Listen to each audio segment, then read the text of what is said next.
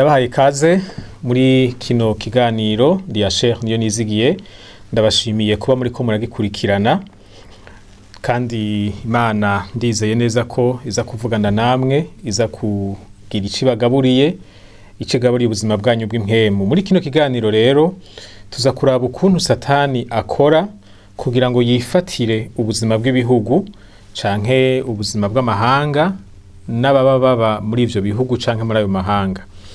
Igituma ibi bintu tubikeneye ni ukugira ngo bidufashe gutahura rya jambo ryo guhindura amahanga abigishwa iyo riza riva. Imana irafise ishaka gushikako bivanye n'ibihari, ari naco gituma ishaka ko amahanga ahinduka. Icaha caragize ingaruka mbi nyinshi nk'uko twabibonye, kandi imwe muri izo ngaruka igaragarira mu buzima bw'ibihugu, mu buzima bw'amahanga. Nico gituma n'agakiza Imana yifuza ko nako gashika no ku buzima bw'amahanga, ntikagarukira ku gukizwa k'umuntu ku gatwe kiwe. Mu mugambi w'Imana harimo no guhinduka, harimo no gukira kw'ibihugu, ugukira kw'amahanga. Igihe kimwe Yesu yariko araganira n'abayuda, mbere novuga ko bariko baraharira, turabibona mu butumwa bwanditswe n'intumwa Yohana igice c'8. Maze muri uko kuvugana nabo aragera ahantu arababwira ngo kandi muzomenya ukuri, ngo kandi ukuri kuzobaha kwidegemvya. Ni ku murongo wa 32 muri ico gice c'8. Aba bantu bariko baraharira na Yesu ku gatwe kabo, bobo bifata nk'abantu bazi ukuri kuko ntibumva ivyo ariko arababwira. Ariko uravye ijambo Yesu yababariye biragaragara ko atakuri bari bazi. Hariho igihe abantu bihenda ngo barazi ukuri canke bagafata ibintu kanaka bakavyita ukuri, ariko mu vy'ukuri atari ukuri. Kandi murumva ikitari ukuri kiba ari kinyoma. Iyo umuntu afashe ikinyoma akacita ukuri, acagendera kuri ico kinyoma ciwe yise ukuri. Ibihari mu buzima bwacu bwa misi yose, ibi tubonesha amaso, ibi dukora, ibi abantu bakora, biraturuka mu bintu twizeye, mu bintu twakiriye tukavyemera nk'ukuri. Hanyuma igihe Yesu yariko aravugana n'aba bantu bariko baraharira kuvyerekeye akaranga kiwe, uwo Yesu ari. Aba bantu ntibemera ko Yesu yari Mesiya. Barabayuda, baratahura Mesiya ico arico, ariko baravye Yesu ntibamubonamwo ubumesiya. Hanyuma turavye ikintu yababwiye, biragaragara yuko asa n'uwavuze ngo kutamenya ukuri bituma umuntu aba imbohe y'ikinyoma. Ko yavuze ko ngo ukuri ariko kuzoduha kwidegemvya. Hanyuma kumenya ukuri navyo bituma umuntu agira umwidegemvyo, arabohoka mu buzima bwiwe, ntabeho ari imbohe y'ibinyoma. Mugabira ijambo ukuri yavuze risigura iki? Mu vy'ukuri usomye neza Bibiliya, iri jambo rifise inyishu mu yandi majambo Yesu nyene yavuze. Iki kibazo cyo kumenya ukuri carico gifise inyishu mu yandi majambo Yesu yavuze. Mu gice ca 14 c'ubutumwa bwanditswe na Yohana umurongo wa 6, Yesu yavuze ngo ni jewe nzira n'ukuri n'ubugingo. Mbere ku kuri kuvugwa hano gutangurwa n'urudome u rukuru. Yesu ni Imana, ijambo ry'Imana riravyerekana mu bice bitandukanye. Umuntu agitondeye arabona yuko muri Yesu hari mu bumana. Hari ijambo rivuga ngo uwo Kristo nugukayangana k'ubwiza bwayo. Iyi ni Imana Data, ni shusho y'akameremere kayo. N'Abaheburayo igice ca 1 umurongo wa 3. Imana Data yigaragaje iciye mu Mana Mwana Yesu Kristo. Hanyuma Imana izi vyose, izi bihari, ivyabayeho n'ibizobaho, kandi ivyo bintu vyose Imana ibizi 100%. Mu yandi majambo, Imana ntishobora kwihenda, ntishobora kuvuga ikintu kitarico. Burya iyo umuntu yihenze biba vyerekanye ubudasa buri hagati y'ivyazi n'ukuri. Iyo hariho itandukaniro hagati y'ubumenyi umuntu afise n'ukuri kose, niho kwihenda bishoboka. Nukuvuga ko ijambo Imana ivuze kuba ari ukuri, nta kwihenda kuba kurimwo, kuko Imana izi vyose. Yesu nawe nk'Imana, ijambo avuze ni kuno nyene. Nico gituma yubahuka akavuga ko ari we kuri. Ariko kandi Imana ni nziza 100%, nta kibi gishobora kuyiturukako. ni ukuvuga ko Imana idashobora kubesha. Umuntu abesha aratandukanye n'uwihenda.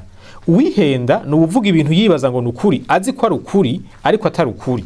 Icyo twabonye ko ku Mana kidashoboka kuko Imana izi vyose. Uwubesha nawe ni umuntu afata ikintu azi ko atari ukuri akakivuga nk'ukuri.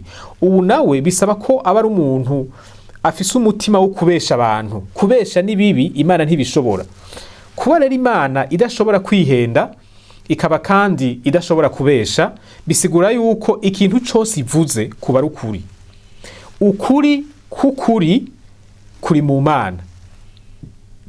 Igihe cyose tutabonye ibintu cyo kimwe n'Imana, igihe cyose uko dutahura ibintu binyuranye n'uko Imana ibivuga, tuba turi ko turihenda, kuko Imana icyo ivuga kuba ari ukuri. N'ubuzima bw'ukuri, ubuzima bwiza bubaweho neza, n'ubuzima umuntu abaho yisunga icyo Imana ivuga. Kuko tutisunze icyo Imana ivuga tuba twinjiye mu binyoma, kandi tugiye mu binyoma tuba imbohe zavyo.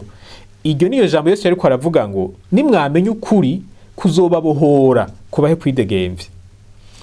Nico gituma burya gukizwa k'ukuri, kumenya Imana k'ukuri, kuba umukristo w'ukuri, bihera ku kwakira agakiza, ariko bikadushikana muri ubu buzima bwo kugendera mu kuri guturuka ku Mana. Nukuva muri vya bintu twita ngo nukuri ariko atariko, tukakira ukuri kuva ku Mana. Maze tumaze kwakira ukukuri tukiyemeza kukugenderamwo, ubuzima bwacu bukubakira kuri uko kuri. Reka tuve kuri uru ruhande rw'ukuri tuje kuri uru ruhande rw'ibinyoma. Ijambo ry'Imana rivuga ko Satani ari umunyabinyoma. Muri Yohana igice 8 ku murongo wa 43 n'umurongo wa 44 havuga ngo ni iki gituma mutamenya imvugo yanje. Uyu ni Yesu ariko aravuga. Nuko mudashobora kumva ijambo ryanje, mwebwe murabaso Satani, kandi ivyo so yipfuza nivyo mushaka gukora. Uwo yahereye mu ntango ari umwicanyi, kandi ntiyahagaze mu kuri kuko atakuri kuri muri we. Iyo avuga ibinyoma avuga ivyiwe, kuko ari umunyabinyoma kandi ari we se wavyo. Hano Yesu avuga Satani ko ari umwicanyi kandi ko ari n'umunyabinyoma. Ahubwo ngo si n'umunyabinyoma gusa, ni se wavyo. Ngo yavuze ibinyoma aba ariko avuga ururimi rwiwe, ururimi kavukire, niko rurimi rwa Satani. Mu mico y'ibihugu bitandukanye hari igihe usanga abantu basigura ubwicanyi bakagomba kubuha insiguro ukamenga birumvikana. Ico ni kinyoma kuko kinyuranye n'ico Imana ivuga. Ikintu cyose kiza gishigikira ubwicanyi gituruka kuri Satani, kuko niwe mwicanyi wa mbere yabayeho. Niwe yigishije abandi bicanyi bose iri banga ribi ry'ubwicanyi. Ariko reka ivy'ubwicanyi tubirengane tuze kuri iri jambo ry'ibinyoma. Hari igihe ibinyoma bisigwa amavuta bikitwa ibintu vyiza, ukamenga kubesha ni ikintu ciza kubera inyungu kanaka. Ivyo murabizi narabivuze ko no mu mico yacu bihari. Ikinyoma abantu baragikunda iyo hari inyungu kanaka bagikuramwo. Ariko murabona ko ikinyoma ico ari cyo cyose ntigituruka ku Mana. Ikinyoma gituruka kuri Satani. Nico gituma Yesu avuga ngo nimwamenye ukuri muzobona kuba bidegemvya, kuko utari mu kuri aba ari mu binyoma. Ibinyoma navyo bituruka kuri Satani. Kubakira ubuzima bwacu ku binyoma bisigura yuko tuba turi imbohe za Satani, kuko ubuzima bwacu aba bwiganziye akoresheje ivyo binyoma twakiriye tukemera ko ari ukuri kandi atari vyo.